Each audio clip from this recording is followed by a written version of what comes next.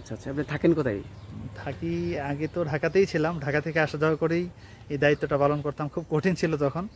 আলহামদুলিল্লাহ গত বছর থেকে কুমিল্লাতে সেটেল হয়েছি, কুমিল্লা আলিয়া মাদ্রাসায় আরবি প্রভাষক হিসেবে আছি, পাশাপাশি এই মসজিদের খেদমতের সাথে জড়িত আছি। আসসালামু আলাইকুম দর্শক, কেমন আছেন? আশা করছি ভালো আছেন। তো আজকের মতো আমরা চলে আসছি কুমিল্লার ব্রাহ্মণপাড়া শশীতল ইউনিয়ন মল্লিকাদিঘি গ্রামে। দেখে তো বুঝতে পারছেন, ছোট্ট একটি গ্রামে বিশাল একটি আকারের মসজিদ রয়েছে। দেখেন, এই হচ্ছে মসজিদের যে সামনের অংশ, এবং হচ্ছে মসজিদের মাঠ রয়েছে। অলরেডি ঈদের যে ঈদগাহে নামাজের জন্য খুব সুন্দর করে কিন্তু মাঠটিকে সাজানো হচ্ছে। দেখে তো বুঝতে পারছেন, মসজিদটি রয়েছে দোতলা, এবং এখানে অবশ্য আসলে অনেক ভালো লাগবে। এবং এই মসজিদের আরও একটি সৌন্দর্য রয়েছে, অবশ্যই দেখাবো আমাদের সাথে থাকলে। এই মসজিদটি কিন্তু বিশাল আকারের একটি মাঠ রয়েছে। তারপর হচ্ছে মসজিদের পিছনে কিন্তু যেই গোরস্থান রয়েছে, অবশ্যই গোরস্থানটি অনেক সুন্দর। দর্শক, আমরা বেশি কথা না বলে আমরা এখন চলে যাব যে এই মসজিদের যে কবরটি দেখতে। তারপর যে আমাদের সবার ঠিকানা হবে কবর, আমি ওই কবর নিয়ে আসছি। দেখেন, আসলে অনেক সুন্দর। মসজিদের পিছনে রয়েছে যে গোরস্থানটি, দেখেন আমরা এই যে ভবনটি দেখতে পাচ্ছেন, এটি হচ্ছে মসজিদ। ছোট্ট একটা গ্রামে রয়েছে এমপি, রয়েছে উপজেলা চেয়ারম্যান, অনেক সুন্দর। মানুষগুলো খুব ভালো, ভদ্র। আপনারা অবশ্যই আসবেন এদিকে। তার পাশে রয়েছে বাংলাদেশ সীমান্ত, মল্লিকাদিঘি থেকে একটু ভিতরে বাংলাদেশ সীমান্ত। তার পাশে রয়েছে রেল সড়ক। অবশ্যই। আসসালামু আলাইকুম।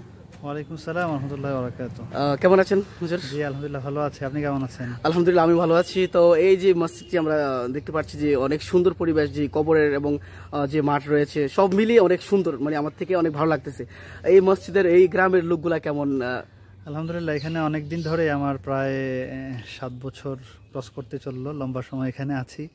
আসলে মানুষের মহব্বত, ভালোবাসা অনেক বেশি, যার কারণে এখান থেকে যেতে পারিনি।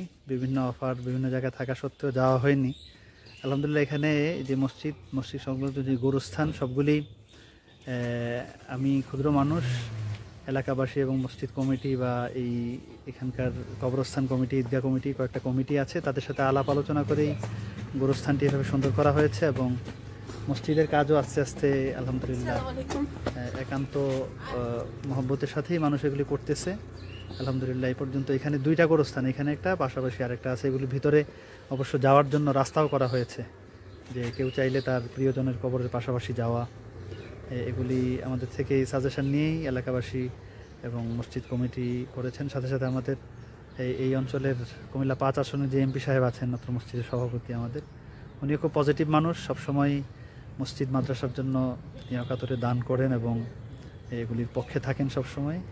আল্লাহ তাআলা এই এলাকাবাসীকে কবুল করুন, মসজিদকে কবুল করুন। আমরা তো যে শুনেছিলাম আপনার বিভিন্ন জায়গা থেকে অফার আসে, তো আসলে আপনার মানে মন চাচ্ছে না যেতে নাকি?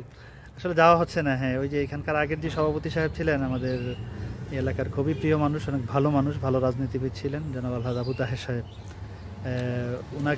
উনি থাকা অবস্থায় আমি একবার যাওয়ার জন্য চেষ্টা করেছিলাম, উনি আসলে যেতে পারেনি। উনি আমাকে বিভিন্নভাবে চেপে ধরেছিলেন যে আপনাকে এখানেই থাকতে হবে। এই সব মিলিয়ে এই পর্যন্ত এখানে থাকা আর কি, এভাবেই আছি।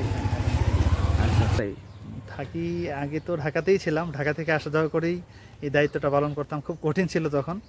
আলহামদুলিল্লাহ গত বছর থেকে কুমিল্লাতে সেটেল হয়েছি, কুমিল্লা আলিয়া মাদ্রাসায় আরবি প্রভাষক হিসেবে আছি, পাশাপাশি এই মসজিদের খেদমতের সাথে জড়িত আছি।